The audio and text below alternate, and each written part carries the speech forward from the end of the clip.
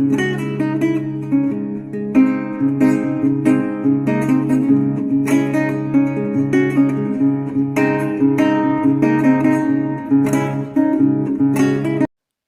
साथियों, कैसे हैं आप सब। संत काव्य धारा पढ़ेंगे आज की इस वीडियो में। बहुत अच्छी जानकारी होगी, पढ़ाने का प्रयत्न कर रहे हैं कि आप अच्छी तरह से समझ पाएँ। तो लंबा वीडियो हो सकता है। संत काव्य धारा में सबसे पहले विशेषताएं पढ़ेंगे संत काव्य की। भागवत यानी कि ईश्वर। ओके, ईश्वर क्या है। संत काव्य संतों के माध्यम से अगर देखा जाए तो वो क्या मानते हैं, क्या विशेषता हो सकती है उसकी। तो भाई पहले तो हमें दार्शनिक आधार समझ लेना चाहिए संत काव्य का कि कौन सी फिलोसफी पर निर्भर करता है। संत कवि जो हैं वो कैसे दर्शन पर निर्भर हैं।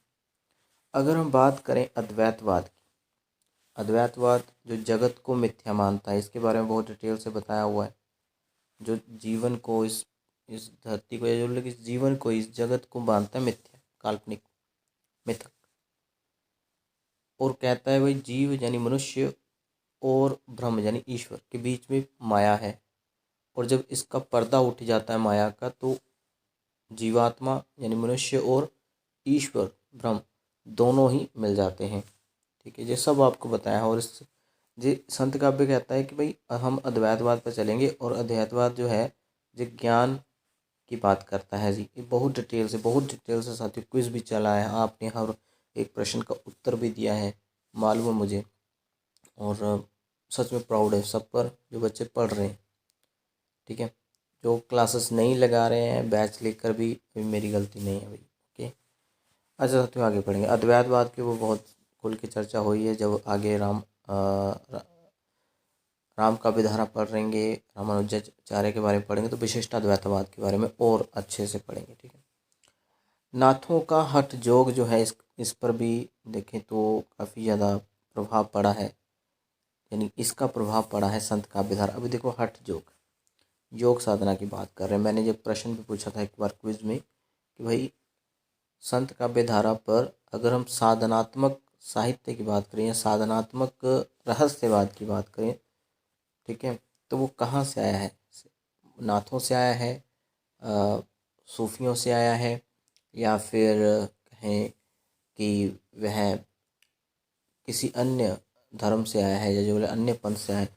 तो वहाँ पर बच्चों ने साधनात्मक जो रहस्यवाद है साथियों, वो आप लोगों ने उत्तर दिया था कि यह जो रहस्यवाद है वो नाथों से आया है, जो बिल्कुल सही है। ठीक है, रहस्यवाद जिसमें चीज़ों को अज्ञात में रखा जाता है, बताया नहीं जाता कि हम बात किसके बारे में कर रहे हैं, किस ईश्वर के बारे में कर रहे हैं।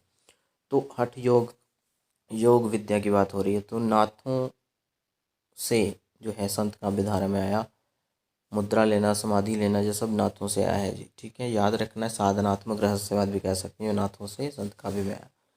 और वहीं हम फिलोसफी की बात करें कि और कौन सी फिलोसफी दार्शनिक आधार जो संत काव्य करा, तो वो है सूफियों का तसव्वुफ, इसको बोलेंगे तसव्वुफ। अच्छा, इसका अर्थ क्या है भी, इसको हम सूफीपन भी कह सकते हैं पहली बात तो।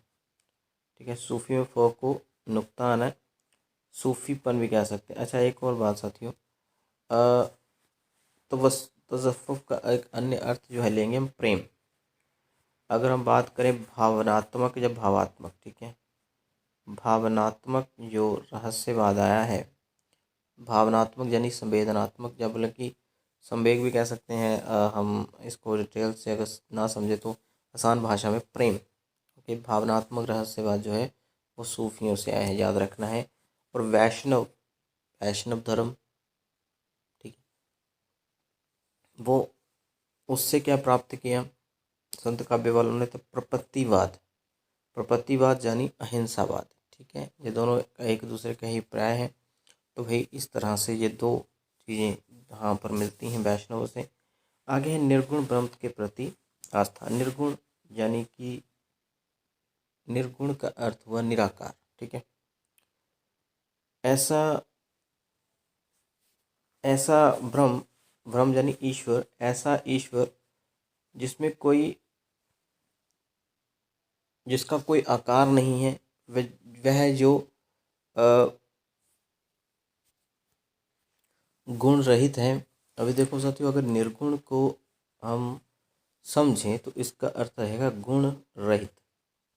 ओके, अभी आप बोलोगे कि उस ईश्वर को मानना ही क्यों है जो जिसमें कोई गुण ही नहीं है, लेकिन इसका मतलब हम गुण रहित का इससे लेंगे कि भाई इसमें उस ब्रह्म यानी उस ईश्वर की बात हो रही है जो ईश्वर किसी एक पक्ष की ओर नहीं जा रहा है, किसी एक की बात नहीं कर रहा है, बल्कि वो सब की बात कर रहा है, सबको लेके चलता है। ठीक है, तो बस निर्गुण ब्रह्म के प्रति आस्था जो है रखता है संत काव्यधारा। आगे है सतगुरु की महिमा या महत्व कह सकते हैं, यानी गुरु का महत्व। गुरु और है ना, वो आपने पंक्ति सुनी होगी, गुरु और गोविंद खड़े काके लागू पाए, बलिहारी गुरु आपने जन गोविंद दिया बताए तुझे वाला। शास्त्रों का विरोध होता है इसमें, शास्त्रीय विद्या उसका कोई आधार नहीं, निराधार है। माया का विरोध किया, आत्मविश्वास पर प्रबलता है, यानी आत्मविश्वास है तो ईश्वर को प्राप्त कर सकते हैं। आडंबरों का विरोध किया है, जाति पाति वर्ण व्यवस्था का विरोध देखने को मिल जाता है, सांप्रदायिकता का विरोध देखने को मिल जाता है। रहस्यवादी भावनाएं यानी कि साधनात्मक भी है, योग साधना से भी ईश्वर को प्राप्त किया जा सकता है, और प्रेम से, भावात्मक यानी प्रेम से भी। ठीक है जी, तो इस तरह से ये कुछ विशेषताएं संत काव्यधारा की मिलती हैं। चलो जी, तो ये विशेषताएं समझ लीजिए। वीडियो में थोड़ा लंबा करने वाला था, अगली वीडियो में हम अगली जानकारी देंगे।